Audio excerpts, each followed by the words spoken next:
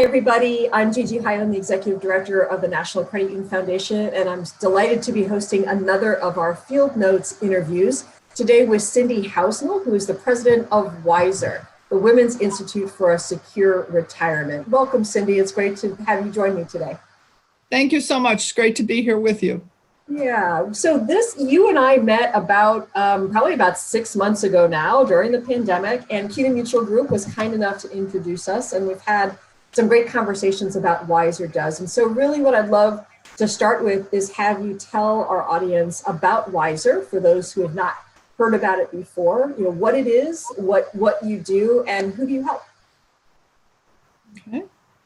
So WISER is a nonprofit. We've been around for 25 years. This is our year.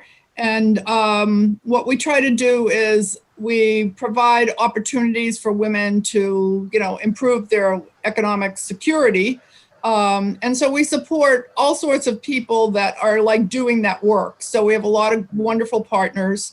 I'll tell the reason why WISER was started, because that might be of interest. Yeah, and that is that I had a pension that was frozen back in the early 80s. And, the lawyers for the company I work with, they had talking points, but they didn't know what it meant either.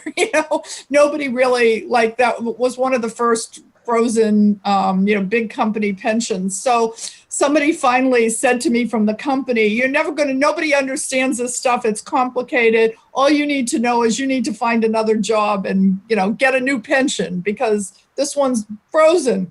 So I took in that information, and then I changed jobs. I went back to school and all of that. And then I got involved in a project where pensions was one of the big topics. And so I thought, let me be the one, to sort of work on that. And that was just like opening the encyclopedia, you just, the issues just evolve. And what I realized is that nobody really knew very much. You know what I mean? Even people that think they know a lot, will say, I don't know. I don't really know. So I saw the need, and then, we started getting into the women's poverty statistics. And, it just seemed to me like I fit all the criteria for the women that were in poverty, like that was going to be my future. Wow. And I thought, we have to tell baby boomer, not just women, but we have to tell everyone because women live longer. And that's been the biggest issue. When people say, what's changed so much in all the years I've been working on this, I would say it's the longevity issue. Because in the beginning, you just casually say, oh, yeah, women live a couple of years longer than men. But then you start looking at the numbers and everybody's going to a party for a 100-year-old. Right? Exactly. We've all been. We all know that. And so that's a lot of years to have money for. And so help level set, I think, on this issue of women in retirement. What are some of the statistics around women in retirement, specifically in regard to the financial challenges that women face? You just said that there's a longevity issue. So, if a woman is married, typically a spouse would die and that woman is going to live longer. But just in general, this idea that we as women live longer. So can you share and kind of level set for our audience? What are some of the statistics to help all of us understand that and why this focus on women in retirement is so crucial right now? Well, it's like what always has amazed me is, and those numbers kind of change, but there's over 6 million women that at age 65 more than men. Mm-hmm. That's a lot of extra people. So, there's a lot more of us that live longer. And so what that does is it makes thinking about what longevity means to you personally, and the fact that women have less income, they earn less income over a lifetime, their Social Security benefits, all these things that they do around family issues make for lower benefits. Mm-hmm. And what's changed is that, even though people have retirement accounts at the job, which is not so true of, the days when people had pensions, women didn't have pensions back in those days either. So that isn't the main issue. It's just more that they, with the access, they're not there long enough, or they're not contributing enough. They're not taking charge of their finances. It's like, I keep thinking there needs to be a bell that says longevity equals, this, you need this much more money, right? And so it's the poverty issue that really gets a lot of people to pay attention. And I I also know from experience that, it's never too late. Somebody can be 60 years old. I've seen people become really successful at 60. They take it seriously. They work until, 72 or something. And, they do it for themselves. So I think that's the idea, is that for women in their 50s may not have done enough, but there's time and you can start.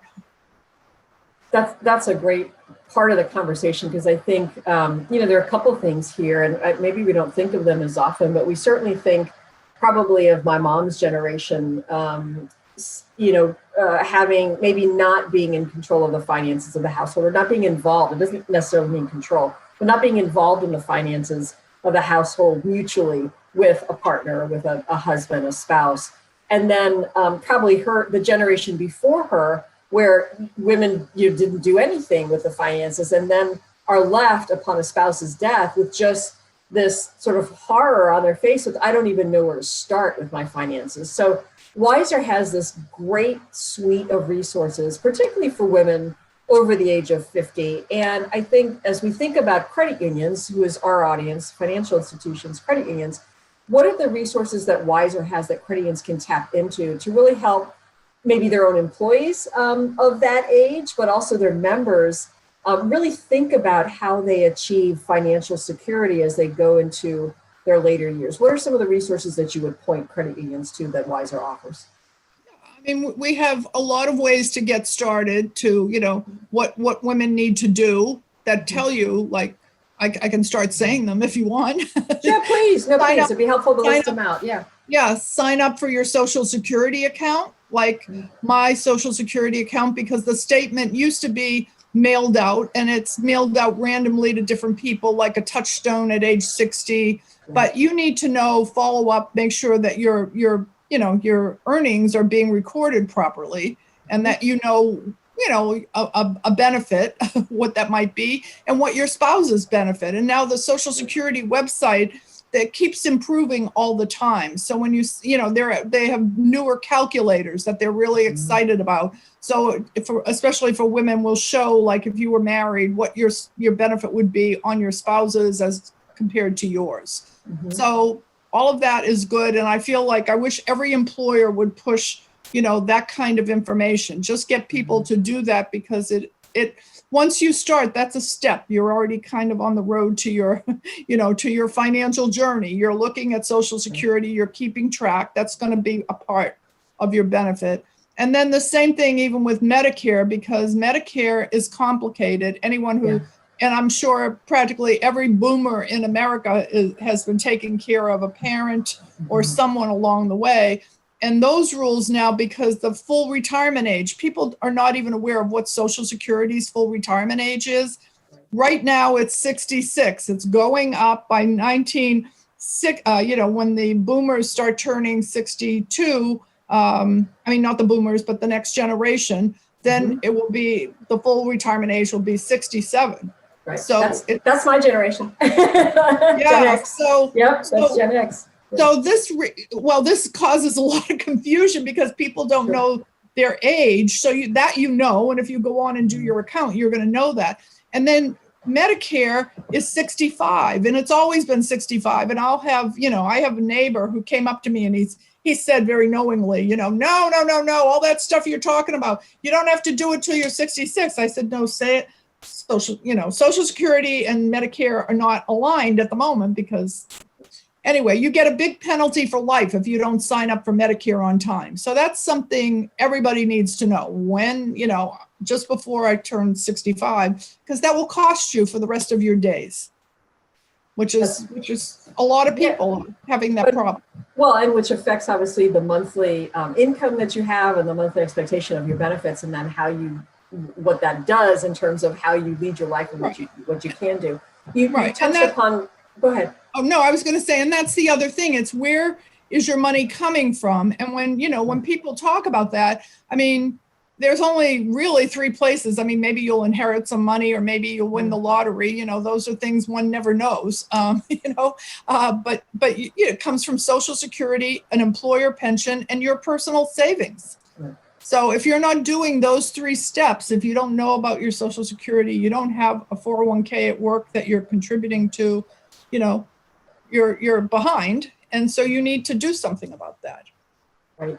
You touched upon this briefly, but as we talk about women and aging and sort of where their finances are, we know that so many women are also caretakers, either of parents, either of spouses. And what are some of the financial challenges that women as caretakers face as they age? What does that look like from Wiser's perspective? How are you looking at that? Right. Well, that just puts another big glitch into the whole planning. And I mean, what that means for women a lot of times is that a lot of times women are not sharing with the rest of the family and think that I'm the can-do person and I'll just take this on and I'll do this.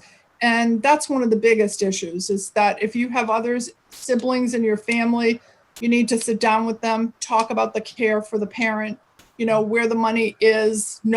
Everybody should know that we have great resources called, you know, managing someone else's money, because there are rules. And especially like if people live a long time and have to eventually go to a nursing home, you need to be able to document everything that's happened since, you know, maybe they first were unable to care for themselves. So, you know, where all that money is. So I think there's a lot of responsibility there. Plus, caregivers on average spend over $7,000 a year on, you know, out-of-pocket expenses, like just getting medication, doing, you know, things that are needed, food, whatever, you know, just doing all those things. And then dropping out of the workforce. A lot of times people do that because they feel like they can't take care of their own family. I mean, their own, you know, children family, their immediate family, plus their, you know, their original family, their mother, their father, maybe an aunt or someone, and they leave their job.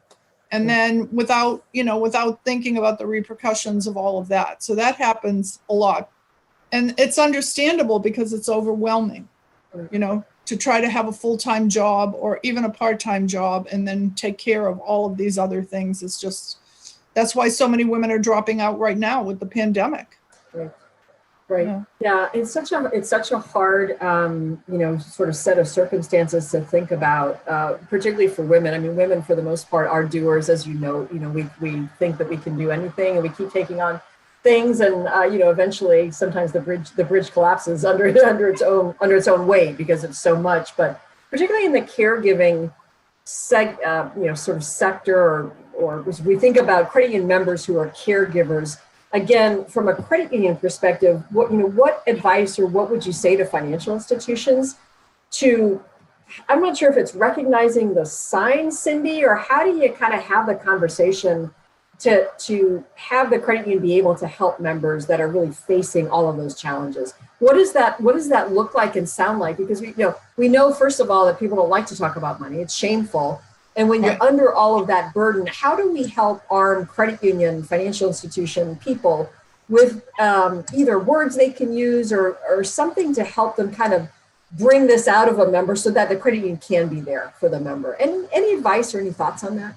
Well, I mean, I think a couple of the big issues is that there's a lot of help out there for people. And so, I mean, we have a great resource that people can look at, which lists all these resources, called Financial Steps for Caregivers. And it tells you what to do, you know, with your family, with your job, you know, I mean, just leads you to things. And I think the credit unions can tell people that because it makes it more hopeful. People feel overwhelmed. And then you say, look, there are a lot of programs even in your own neighborhood. So, you know, most people don't have long-term care insurance. I mean, it's just not, you know, it's just not something that's, you know, offered at every job. And so the long-term care services can often be helpful if you know where to look. So one place is the Elder Care Locator. And you could have an aunt that had, you know, was found, you know, fell down outside with her groceries and, you know, broke her hip. And what would happen? You're her person to call. You're in her wallet. And what do? You know, you're wherever you are. And, you know, there she is. Well, you call the Elder Care Locator. You say where she is. They will put you, and I just had this happen with my best friend about a month ago in Ohio. And I was thinking, she was so upset. I thought, if she calls all these places and they don't do it, you know what I mean? Nobody's there. Yeah, exactly. Right. Yep. Right. You know who she's coming back to, but Exactly. It was at 8 a.m. they opened, and she called me back around 8:45 and said, all handled. Someone will pick her sister who'd had a heart attack up from the rehab, take her home. Food will be delivered. You know, all the services were put into place. So that's the elder care locator, and it's it's at eldercarelocator.gov. And I'm saying that would give anyone, like, confidence that there's some help out there. That's only the beginning of probably the issue, but just to know, like, if the credit unions know where to point people to, we have good information and there are good services. And then there's another one called Benefits Checkup, which is also, you put, if say your mom, needed, didn't have, or, a great grandmother didn't have, money for lots of different things, there, you would know by contacting Benefits Checkup. All you do is put in the zip code, and then you find they ask very general questions. You don't need all of somebody's information, their social security number. You don't need any of that. You find out all the services in that state that people are eligible for. And that too makes a difference, because sometimes it's heating and cooling. That's the big expense. They're living in an apartment where, they're cold in the winter and hot in the summer, and they need that help. So.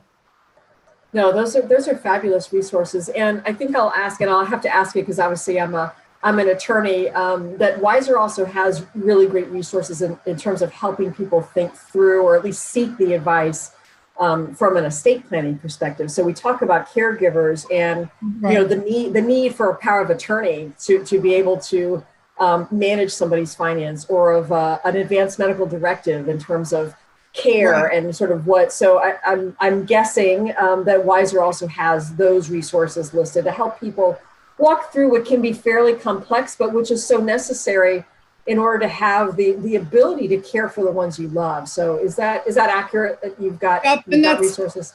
That's part of that financial steps for caregivers, like which documents you need to have.